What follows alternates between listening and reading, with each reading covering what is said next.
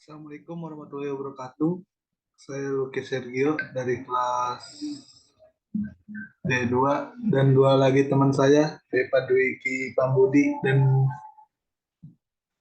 Teja Khairul Anwar. Kali ini saya akan mempresentasikan materi tentang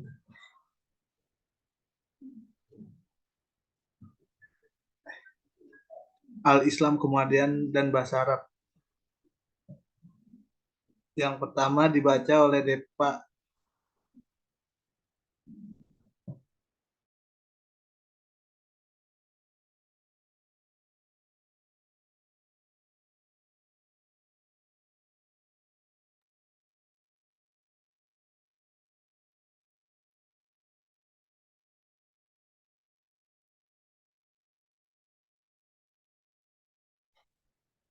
Paradigma perkembangan iptek.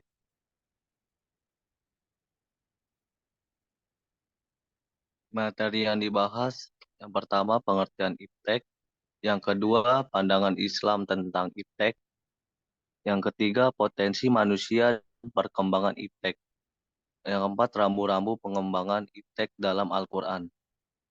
Next. Pertama, pengertian iptek. Secara garis besar, iptek adalah ilmu yang mempelajari perkembangan teknologi berdasarkan ilmu pengetahuan. Berikut tiga pengertian iptek dari para ahli.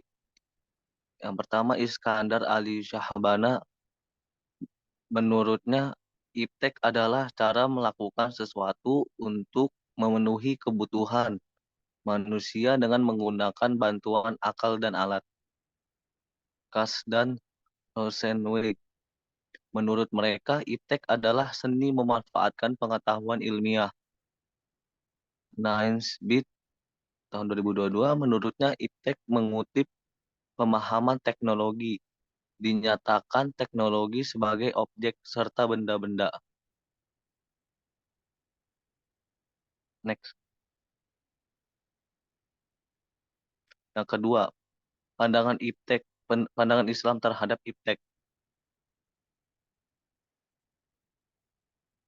Iptek dalam pandangan Islam, ilmu dalam Islam diartikan sebagai segala pengetahuan yang bersifat dapat menjelaskan atau memberi kejelasan terhadap segala sesuatu yang dihadapi atau dibutuhkan oleh manusia baik dalam kapasitasnya sebagai hamba ataupun khalifah Allah.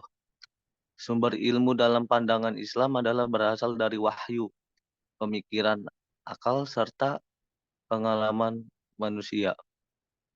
Ilmu yang berasal dari wahyu bersifat perennial atau abadi, mutlak, dan berfungsi sebagai pedoman hidup manusia. Islam sangat mendorong pengembangan iptek, terbukti dengan banyaknya ayat Al-Quran atau hadis Nabi yang memerintahkan untuk memperhatikan penciptaan atau keberadaan alam semesta. Bahkan ayat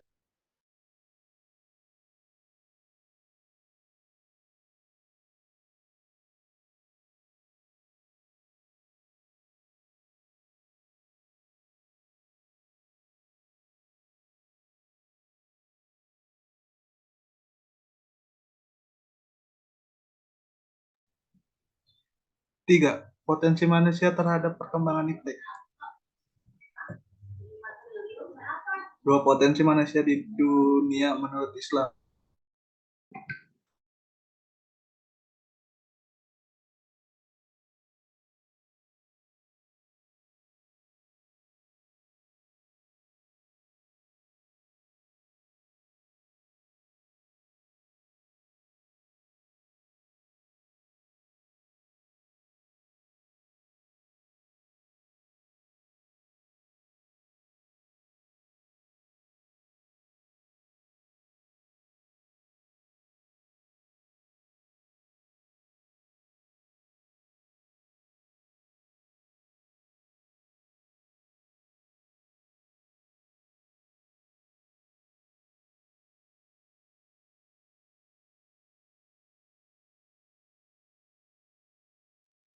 tiga, potensi manusia terhadap perkembangan iptek.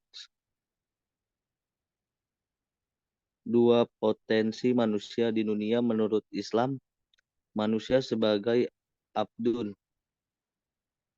Esensi dari abdun adalah ketaatan, ketundukan, dan kepatuhan kepada kebenaran dan keadilan Allah. Manusia sebagai khalifah.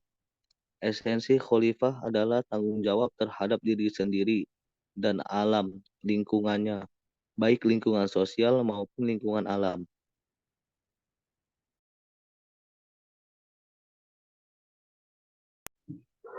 Selanjutnya, fungsi manusia sebagai abdun. Dalam konteks abdun, manusia menempati posisi sebagai ciptaan Allah.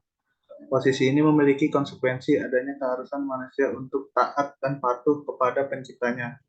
Keengganan manusia menghambakan diri kepada Allah sebagai pencipta akan menghilangkan rasa syukur atas anugerah yang diberikan sang pencipta berupa potensi yang sempurna yang tidak diberikan kepada makhluk lainnya, yaitu potensi akal.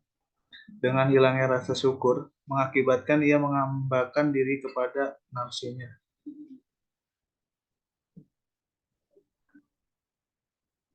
Keikhlasan manusia menghambakan dirinya kepada Allah akan mencegah penghambaan manusia kepada sesama manusia, termasuk pada dirinya. Manusia diciptakan Allah dengan dua kecenderungan, yaitu kecenderungan kepada ketakwaan dan kecenderungan kepada perbuatan fasik. Dengan kedua kecenderungan tersebut, Allah memberikan petunjuk berupa agama sebagai alat bagi manusia untuk mengarahkan potensinya kepada keimanan dan ketakwaan, bukan pada kejahatan yang selalu didorong oleh nafsu amarah. Manusia sebagai khalifah. Fungsi yang kedua sebagai khalifah atau wakil Allah di muka bumi. Manusia diberikan kebebasan untuk mengeksplorasi, menggali sumber-sumber daya, serta memanfaatkannya dengan sebesar-besar kemanfaatan untuk kehidupan umat manusia, dengan tidak menimbulkan dampak negatif terhadap lingkungan, karena alam diciptakan untuk kehidupan manusia sendiri. Untuk menggali potensi alam dan memanfaatkannya, diperlakukan ilmu pengetahuan dan teknologi yang memadai. Tanpa menguasai iptek, fungsi hidup manusia sebagai khalifah akan menjadi kurang dan kehidupan manusia akan tetap terbelakang. Allah menciptakan alam karena Allah menciptakan manusia. Seandainya Allah tidak menciptakan manusia, maka Allah tidak perlu menciptakan alam. Oleh karena itu, manusia mendapat amanah dari Allah untuk memelihara alam, agar terjaga kelestariannya dan keseimbangannya untuk kepentingan umat manusia. Kalau terjadi kerusakan alam dan lingkungan ini lebih banyak disebabkan karena olah manusia sendiri. Mereka tidak menjaga amanat Allah sebagai khalifah. Surat-surat yang keempat, rambu-rambu pengembangan iptek dalam Al-Quran. Pertama, akidah Islam sebagai dasar iptek. Menjadikan akidah Islam dijadikan landasan iptek bukan berarti konsep-konsep iptek harus bersumber dari Al-Quran dan hadis. Tapi maksudnya adalah konsep iptek harus distandarisasi dengan benar. Salahnya dengan tolak ukur Al-Quran dan hadis dan tidak boleh bertentangan dengan keduanya. Yang kedua, pengembangan iptek semata-mata untuk mencari keridhaan Allah. Dalam menggambarkan iptek, umat manusia hendaknya memiliki dasar dan motif bahwa yang mereka lakukan tersebut adalah untuk memperoleh kemakmuran dan kesejahteraan di dunia sebagai jembatan untuk mencari keridhaan Allah sehingga terwujud kebahagiaan di dunia dan di akhirat. Yang ketiga, muatan etika dalam pengembangan iptek. Pengembangan iptek terkandung muatan etika yang selalu menyertai hasil teknologi pada saat akan diterapkan. Sungguh pun hebat hasil teknologi, namun jika diniatkan untuk membuat kerusakan, menghancurkan lingkungan, sangat dilarang di dalam Islam. Jadi teknologi bukan suatu yang bebas nilai.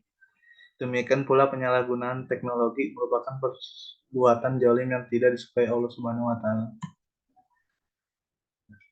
Kesimpulannya, satu, potensi akal pikiran dalam pengembangan iptek berfungsi untuk membaca dan mengamati fenomena-fenomena alam. Potensi hati untuk menghayati, merenungi, merasakan dan mengimani kebesaran dan kekuasaan Allah.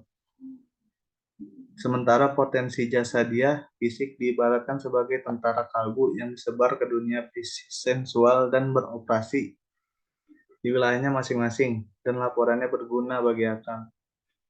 Yang kedua, rambu-rambu pengembangan iptek, yaitu pertama menjadi akidah Islam sebagai paradigma pemikiran dan ilmu pengetahuan. Yang kedua, menjadikan syariah Islam sebagai standar penggunaan iptek. Dan ketiga, pengembangan iptek terkandung muatan etika yang selalu menyertai hasil teknologi pada saat akan diterapkan.